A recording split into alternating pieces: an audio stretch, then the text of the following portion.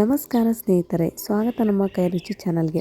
ಬನ್ನಿ ಸ್ನೇಹಿತರೆ, ಇವತ್ತು ನಾನು ತುಂಬಾ ಸುಲಭವಾಗಿ ಹಾಗೂ ಅತಿ ಕಡಿಮೆ ಸಮಯದಲ್ಲಿ ಮಕ್ಕಳು ಏನಾದರೂ ಸ್ವೀಟ್ಸ್ನ ಕೇಳಿದಾಗ ಈ ಥಟ್ ಅಂತ ಜಸ್ಟ್ ಒಂದು 10 ಮಿನಿಟ್ಸಲ್ಲಿ ಈ ಸ್ವೀಟ್ನ ರೆಡಿ ಮಾಡ್ಬೋದು. ನೋಡೋಣ.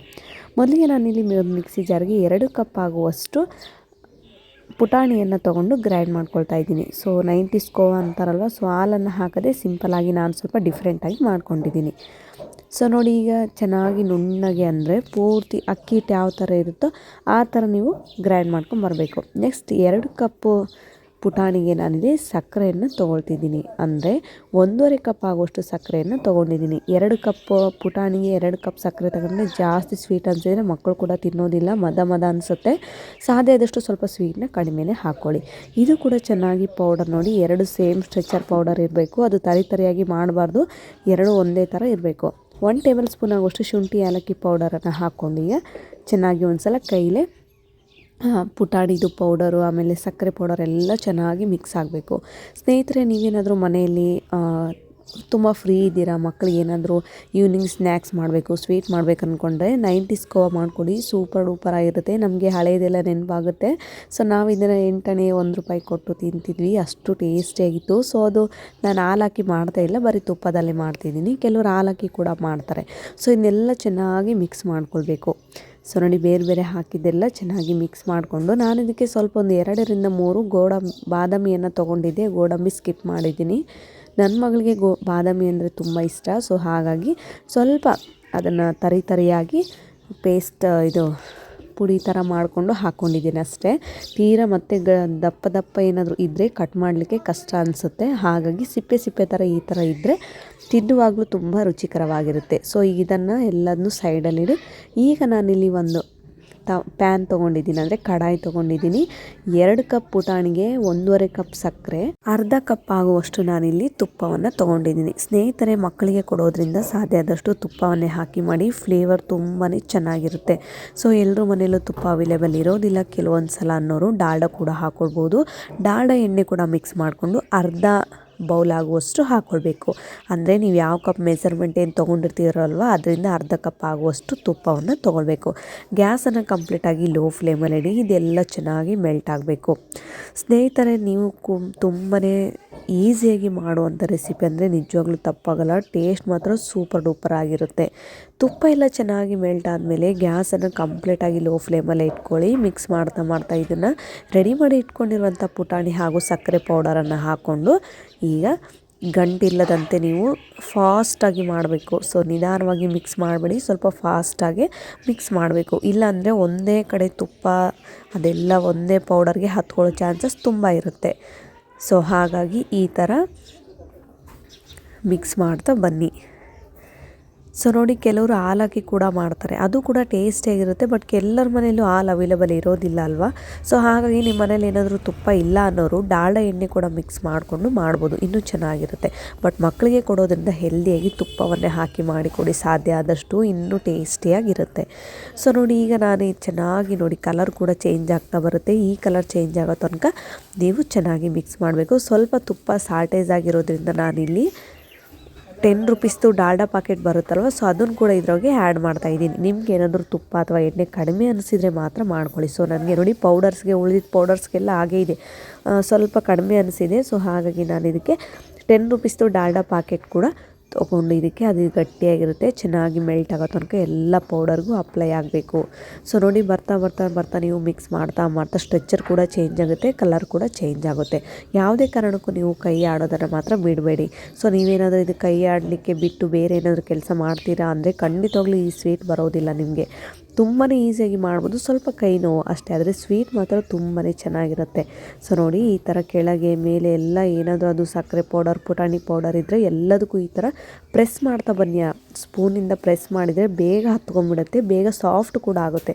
ನೀವು ಬರೀ ಮಿಕ್ಸ್ ಮಾಡೋದಲ್ಲ, ಚೆನ್ನಾಗಿ ನೋಡಿ ಫೈನಲ್ ಆಗಿ ಎಲ್ಲ ಪೌಡರ್ ಕೂಡ ಈ ಥರ ಕಲರ್ ಚೇಂಜ್ ಆಗಿ ಸ್ವೀಟ್ ಹದಕ್ಕೆ ಬಂದಿದೆ. ಈ ಥರ ಪ್ರೆಸ್ ಮಾಡೋದ್ರಿಂದ ಬೇಗ ಕೂಡ ಸ್ವೀಟ್ ಸ್ಟ್ರೆಚರ್ಗೆ ಬಂದುಬಿಡುತ್ತೆ. ಸೊ ನೋಡಿ, ನಿಮಗೇನಾದರೂ ಡೌಟ್ ಅನಿಸಿದರೆ ಒಂದು ಸಲ ನೀವು ಕೈಯಿಂದ ಮುಟ್ಟು ನೋಡಿ, ತುಂಬಾ ಸಾಫ್ಟಾಗಿರುತ್ತೆ. ನೋಡಿ, ಉಂಡೆ ಮಾಡೋ ಹದಕ್ಕೂ ಕೂಡ ಬಂದಿದೆ, ಸ್ವೀಟ್ ಮಾಡೋ ಹದಕ್ಕೂ ಕೂಡ ಬಂದಿದೆ. ಇಷ್ಟಾದರೆ ಸಾಕು ಸ್ನೇಹಿತರೆ.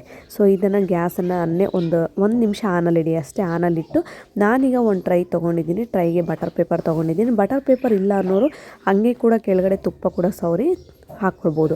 ಸೊ ನೋಡಿ, ನಾನು ಇದಕ್ಕೆ ನೀವು ಟ್ರೈ ಇಲ್ಲ ಅನ್ನೋರು ಪ್ಲೇಟ್ ಕೂಡ ತೊಗೊಳ್ಬೋದು. ಸ್ನೇಹಿತರೆ, ಬಟರ್ ಪೇಪರ್ ಯಾಕೆ ಹಾಕ್ಕೊಂಡಿದ್ದೀನಿ ಅಂದರೆ ಸೆಟ್ಟೆ ನಾವು ಪೂರ್ತಿ ಹೊರಗಡೆ ತಗೊಂಡ್ಬಿಡ್ಬೋದು. ಬಟರ್ ಪೇಪರ್ ಇದ್ದರೆ ನಮಗೆ ಯಾವ ಶೇಪಲ್ಲಿ ಬೇಕೋ ಆ ಶೇಪಲ್ಲಿ ಕಟ್ ಮಾಡ್ಕೊಳ್ಬೋದು. ಸೊ ಆ ಕಾರಣಕ್ಕಾಗಿ ನಾನು ಬಟರ್ ಪೇಪರನ್ನು ಹಾಕ್ಕೊಂಡಿದ್ದೀನಿ. ಇದನ್ನೆಲ್ಲ ಹಾಕ್ಕೊಂಡು ನಾನೀಗ ಚೆನ್ನಾಗಿ ಪ್ರೆಸ್ ಮಾಡ್ತಾಯಿದ್ದೀನಿ. ನೋಡಿ, ಮೇನ್ ಅಂದರೆ ಇದೇ ಸ್ಟೆಪ್ಪು. ಎಷ್ಟೊತ್ತು ನೀವು ಪ್ರೆಸ್ ಮಾಡಿ ಎಷ್ಟು ಚೆನ್ನಾಗಿ ಸ್ವೀಟ್ ಅದಕ್ಕೆ ಮಾಡೋ ತನಕ ನೀವು ಪ್ರೆಸ್ ಮಾಡ್ತಿರೋ ಅಷ್ಟು ಟೇಸ್ಟಿಯಾಗಿ ಸಾಫ್ಟಾಗಿ ನಿಮಗೆ ಸ್ವೀಟ್ ಕೂಡ ರೆಡಿ ಆಗುತ್ತೆ. ಈ ಥರ ಪ್ರೆಸ್ ಮಾಡ್ತಾ ಬರಲೇಬೇಕು. ಸೊ ಎಲ್ಲದು ಒಂದೇ ಸೈಜಲ್ಲಿರಬೇಕು, ಅಲ್ಲಿ ತನಕ ನೀವು ಪ್ರೆಸ್ ಮಾಡಲೇಬೇಕು. ಕನಿಷ್ಠ ಅಂದರೆ ಒಂದು 4ರಿಂದ 5 ನಿಮಿಷ ನೀವು ಪ್ರೆಸ್ ಮಾಡ್ತಾ ಬನ್ನಿ. ಸೊ ನೋಡಿ, ಈ ಥರ ನಿಮಗೇನಾದರೂ ಮನೇಲಿ ಟ್ರೈ ಇಲ್ಲ ಅಂದರೆ ನೀವು ಮನೇಲಿರುವಂಥ ಪ್ಲೇಟ್ಸ್, ಊಟ ಮಾಡೋ ಪ್ಲೇಟ್ಸ್ ಇರುತ್ತಲ್ವ, ಸೊ ಅದಕ್ಕೆ ಕೂಡ ಹಾಕ್ಕೊಳ್ಬೋದು.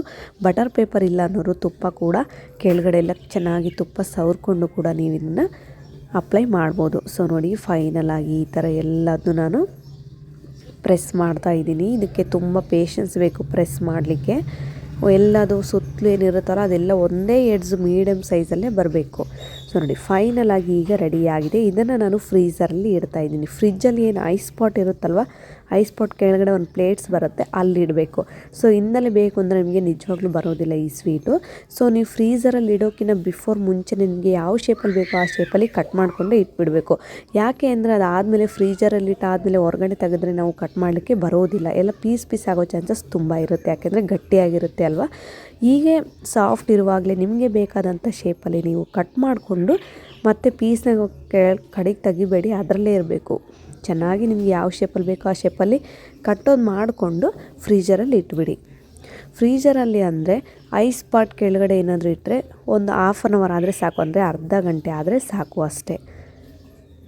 ನೋಡಿ, ನಾನು ಮಾಮೂಲಿಯಾಗಿ ಚೌಕಾಕಾರದಲ್ಲಿ ಈ ಸ್ವೀಟ್ನ ಕಟ್ ಮಾಡ್ಕೊಂಡಿದ್ದೀನಿ. ಯಾವುದೇ ರೀತಿ ಡಿಫ್ರೆಂಟ್ ಶೇಪಲ್ಲಿ ಏನು ಮಾಡಿಲ್ಲ. ಸೊ ನೋಡಿ, ತುಂಬಾ ಸಾಫ್ಟಾಗಿರೋದ್ರಿಂದ ನಾವು ಮಾಡಿದ ಶೇಪಲ್ಲಿ ನಮಗೆ ಕಟಿಂಗ್ ಬರುತ್ತೆ. ಸೊ ನೋಡಿ, ಫ್ರೀಝರ್ ಕೆಳಗಡೆ ಏನಿರುತ್ತಲ್ವ, ಸೊ ಅದರಲ್ಲಿ ಇಡಬೇಕು. ಇದರಲ್ಲಿ ಅರ್ಧ ಗಂಟೆ ಆದಮೇಲೆ ನಾನು ಈ ಸ್ವೀಟ್ನ ಕೆಳಗಡೆ ಈ ಕಡೆ ತೆಗಿತಾ ಇದ್ದೀನಿ. ಫೈನಲ್ ಆಗಿ ಆ ಟ್ರೈಯಿಂದ ನಾನು ಬಟರ್ ಪೇಪರ್ ಸೆಟ್ಟನ್ನೇ ತೊಗೊಂಡಿದ್ದೀನಿ. ಯಾಕೆಂದರೆ ನಾವು ಕಟ್ ಮಾಡಿರುವಂತಹ ಪೀಸಸ್ನ ಈಸಿಯಾಗಿ ಈ ಥರ ನಾವು ಕೈ ಸಹಾಯದಿಂದನೇ ತಗೊಳ್ಬೋದು, ಅಷ್ಟು ಈಸಿಯಾಗಿ ಬರುತ್ತೆ. ಸೊ ಈ ಕಾರಣಕ್ಕೆ ನಾನು ಬಟರ್ ಪೇಪರ್ ತೊಗೊಂಡೆ. ಅಕಸ್ಮಾತ್ ನಾವು ಪ್ಲೇಟಲ್ಲಿ ಏನಾದರೂ ತೊಗೊಂಡಿದ್ದರೆ ಬರುತ್ತೆ, ಬಟ್ ಲೇಟಾಗಿ ಅನಿಸುತ್ತೆ, ಸ್ವಲ್ಪ ಕಷ್ಟ ಅನಿಸುತ್ತೆ ಪೀಸಸ್ಗಳನ್ನೆಲ್ಲ ಹೊರಗೆ ತೆಗಿಯೋಕ್ಕೆ. ಸೊ ಬಟರ್ ಪೇಪರ್ ಇದ್ದರೆ ಆ ಬಟರ್ ಪೇಪರ್ ಸೆಟ್ಟನ್ನೇ ನಾವು ಕೆಳಗಡೆ ತಗೊಂಡು ನಾವು ಕಟ್ ಮಾಡಿರುವಂಥ ಪೀಸಸ್ನ ಈಸಿಯಾಗಿ ತೆಗಿಬೋದು. ಸೊ ನೋಡಿ, ಬಟರ್ ಪೇಪರ್ ಎಲ್ಲ ಚೆನ್ನಾಗಿ ರಿಮೂವ್ ಮಾಡ್ಕೊಳ್ಳಿ. ಅಲ್ಲಲ್ಲಿ ಚಿಕ್ಕದಾಗಿ ಪೇಪರ್ಸ್ ಕೂಡ ಹತ್ಕೊಂಡಿರುತ್ತೆ. ನಿಧಾನವಾಗಿ ನೀವೆಲ್ಲ ನೋಡಿಕೊಂಡು ಮಕ್ಕಳಿಗೆ ಕೊಡೋದ್ರಿಂದ ಕ್ಲೀನಾಗಿ ನೋಡಿಕೊಂಡು ಒಂದು ಸಲ ಪೇಪರ್ನೆಲ್ಲ ಚೆನ್ನಾಗಿ ರಿಮೂವ್ ಮಾಡಬೇಕು. ನೋಡಿ, ಈಗ ಪೇಪರ್ನೆಲ್ಲ ಚೆನ್ನಾಗಿ ರಿಮೂವ್ ಮಾಡಿ ನಾವು ಆಲ್ರೆಡಿ ಕಟ್ ಮಾಡಿರ್ತೀವಲ್ವ. ಸೊ ನೋಡಿ, ಗಟ್ಟಿಯಾದಾಗ ಕಟ್ ಮಾಡಲಿಕ್ಕೆ ಬರೋದಿಲ್ಲ ಸ್ನೇಹಿತರೆ, ಮೊದಲೇ ಕಟ್ ಮಾಡ್ಕೋಬೇಕಾಗುತ್ತೆ. ಸೊ ನೋಡಿ, ಇದೆಲ್ಲ ಸೈಡಲ್ಲಿರೋದು, ಎಡ್ಜಲ್ಲಿರೋದು ಅಷ್ಟು ಕ್ಲೀನಾಗಿ ಬಂದಿಲ್ಲ. ಸೊ ನೆಕ್ಸ್ಟ್ ಸ್ವಲ್ಪ ಗಟ್ಟಿ ಏನಾದರೂ ಅನಿಸಿದರೆ ಈ ಥರ ಚಾಕಿನ ಸಹಾಯದಿಂದ ಮಾಡ್ಕೊಳ್ಳಿ. ಕೆಲವರಿಗೆ ಕೈ ಸಹಾಯದಿಂದ ಬರೋದಿಲ್ಲ ಅನ್ನೋರು ಚಾಕಿನಿಂದ ಮಾಡ್ಕೊಳ್ಳಿ. ನಾನು ಕೈ ಸಹಾಯದಿಂದನೇ ಎಲ್ಲ ಸ್ವೀಟ್ಸ್ಗಳನ್ನು ಕೂಡ ಕಡೆಗೆ ತೆಗೆದೆ. ನೀವೇನಾದರೂ ಇನ್ನೂ ಈ ಸ್ವೀಟ್ ರೆಸಿಪಿನ ಟ್ರೈ ಮಾಡಿಲ್ಲ ಅಂದರೆ ನಿಜವಾಗ್ಲೂ ಸ್ನೇಹಿತರೆ ಒಂದು ಸಲ ಟ್ರೈ ಮಾಡಿ ನೋಡಿ. ಮಕ್ಕಳು ಅಥವಾ ದೊಡ್ಡವರು ತುಂಬ ಇಷ್ಟಪಟ್ಟು ತಿಂತಾರೆ. ಹಾಗೂ ಮನೇಲಿರುವಂಥ ಐಟಮ್ಸ್ಗಳನ್ನು ಯೂಸ್ ಮಾಡಿಕೊಂಡು ಅತಿ ಕಡಿಮೆ ಸಮಯದಲ್ಲಿ ಈ ಸ್ವೀಟ್ ಮಕ್ಕಳು ತಟ್ಟಂತ ಕೇಳಿದಾಗ ಈ ಸ್ವೀಟ್ನ ಮಾಡಿಕೊಡ್ಬೋದು. ತುಂಬಾ ಟೇಸ್ಟಿಯಾಗಿರುತ್ತೆ. ನೀವೇನಾದರೂ ಇನ್ನೂ ನನ್ನ ಚಾನಲ್ಗೆ ಸಬ್ಸ್ಕ್ರೈಬ್ ಮಾಡಿಲ್ಲ ಅಂದರೆ ನನ್ನ ಚಾನಲ್ಗೆ ಲೈಕ್ ಮಾಡಿ, ಶೇರ್ ಮಾಡಿ, ಹಾಗೂ ಫೈನಲ್ ಆಗಿ ಸಬ್ಸ್ಕ್ರೈಬ್ ಮಾಡೋದನ್ನು ಮಾತ್ರ ಮರಿಬೇಡಿ. ನನ್ನ ಹೊಸ ವೀಡಿಯೋಗಳಿಗೆ ಸದಾ ನಿಮಗೆ ನೋಟಿಫಿಕೇಷನ್ ಬೇಕು ಅಂದರೆ ಬೆಲ್ ಐಕನ್ನ ಕ್ಲಿಕ್ ಮಾಡೋದನ್ನು ಮಾತ್ರ ಮರಿಬೇಡಿ. ನೀವೇನಾದರೂ ಈ ರೆಸಿಪಿನ ಟ್ರೈ ಮಾಡಿದರೆ ನನಗೆ ಕಾಮೆಂಟ್ ಮೂಲಕ ತಿಳಿಸೋದನ್ನು ಮಾತ್ರ ಮರಿಬೇಡಿ. ಫೈನಲ್ ಆಗಿ ಈ ಕೋವಾ ಮಾತ್ರ ಬಾಯಲ್ಲಿ ನೀರು ಬರೋ ಥರ ಇತ್ತು, ಅಷ್ಟು ಟೇಸ್ಟಾಗಿತ್ತು. ಯಾವುದೇ ರೀತಿ ಒಳಗಡೆ ಕೂಡ ಗಟ್ಟಿಯಾಗಿದ್ದೆಲ್ಲ ತುಂಬಾ ಸಾಫ್ಟಾಗಿ ಬಂದಿತ್ತು. ಸೊ ನೋಡಿ, ಈ ವಿಡಿಯೋ ನಿಮಗೆ ಏನಾದರೂ ಇಷ್ಟ ಆಗಿದೆ ಲೈಕ್ ಮಾಡಿ. ಸಿಗೋಣ ಸ್ನೇಹಿತರೆ ಮತ್ತೆ ಮುಂದಿನ ವಿಡಿಯೋದಲ್ಲಿ.